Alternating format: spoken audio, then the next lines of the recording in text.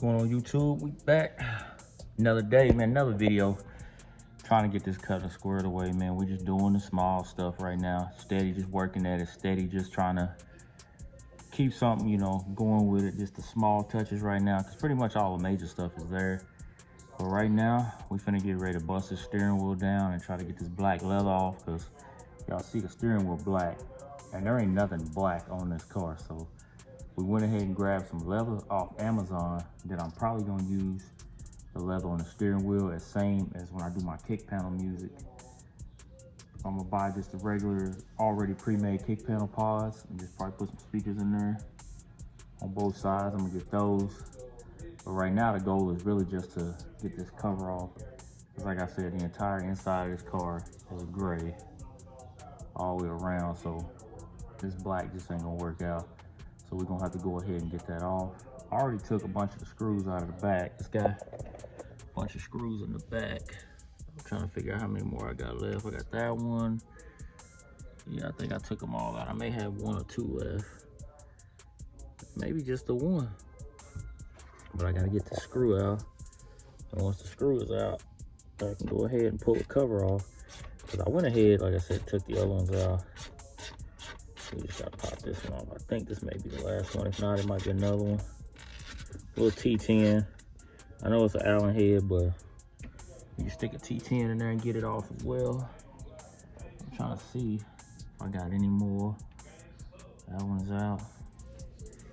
I don't know how many more we might got in here. That one's out. I don't feel. That one's out. So many little finger holes. Another thing I like about the steering wheel, it actually has the finger holes in it. When I had the Ruchis on my coupe, the steering wheel they sent me, it didn't have finger holes in it, so it was kind of smooth on the back. Didn't make any sense, but anyway, I think I got it all loose. I just need to try to figure out how to pry it off. So I'm gonna pry this off and cut y'all back on once we get it out and kind of bust it down. Went ahead and got it off. See the leather swatch I got.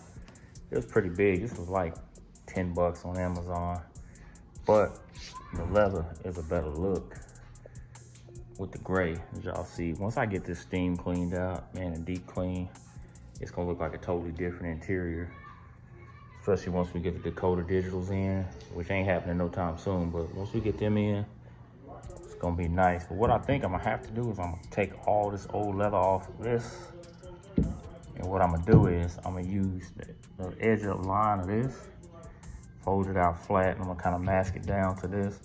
I'm gonna circle it out twice, that way I know exactly where to cut my cut lines. It's where to be even, that way when I put it on here, I can heat and tuck everything just like they did with the glue. I should be able to heat and tuck everything, make it clean just like this with the leather. So that's what I'm about to do, get that apart. And then we're gonna try to cut it out and try to wrap it. And we might speed it up, like time lapse y'all during that part. So y'all just stick with me, we're finna get started. So I went ahead and I pulled all the old leather off the steering wheel, the black. And I kind of made me a template out of the gray. So I see I kind of marked it out and cut it around, almost exact same size as this one. So now all I gotta do pretty much is get the glue. I like this 3M Advanced. It works really, really good. Just gotta take it, get it real shook up, and then we're gonna spray down the leather. Not on the car, of course. We're gonna spray down the leather, get it tacked up, get it on, get it put down, and then we're just gonna reinstall it on the car. Kind of see what it looks like once it's all reinstalled. I think it's gonna look better with the gray to match everything else gray instead of this black in the middle of nowhere. So anyway, let me finish that up. Cause like I said, I'm still waiting on my new camera so I can set y'all up to kind of just do it on the camera. But right now I can't do that, so we're gonna get this all tacked up, put back together, and then reinstalled. And we're gonna show y'all that finished product of what it looks like with the gray leather wrap steering wheel. So we got that done. See, it's up off the floor. We're gonna keep the rest of this leather. We're gonna keep it, like I said, when we do the kick panel music. And I may buy more of it, because when I go get my console built and my rear deck and stuff built for it, it'll actually be easier to have it all color matched, where he ain't chasing down, you know, samples of leather, because this leather actually is pretty close. I think it's actually like, when you look at it, it's like, it's pretty close. I mean, so we'll keep that. But let me show y'all the steering wheel. That's what it needed. Just that simple touch. That's all it needed.